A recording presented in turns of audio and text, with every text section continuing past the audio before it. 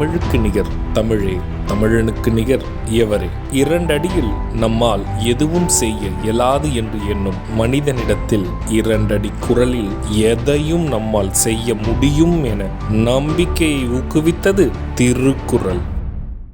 வணக்கம் ஐயா. வணக்கம். இன்னைக்கான குறள் என்னங்க ஐயா? இன்னைக்கான குறள் அதிகாரம் 110, குறிப்பு அறிதல். குறள் எண் 1091.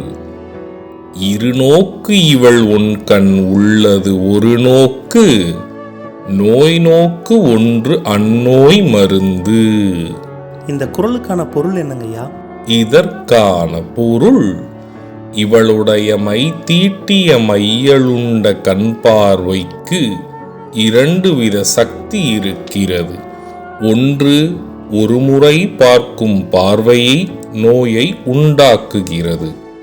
இன்னொரு பார்வை அந்நோய்க்கு மருந்து போல் இருக்கிறது.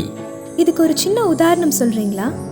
இதற்கான உதாரணம், பெண்ணின் மை தீட்டிய கண்களுக்கு 2 விதமான சக்தி இருக்கின்றது. கண் பார்வை நோய் வருவதற்கும் அழகிய கண்களே ஆகும். அந்நோய்க்கு குணப்படுத்தும் மருந்தும் அதே அழகிய மைத்தீட்டிய கண்களே ஆகும்.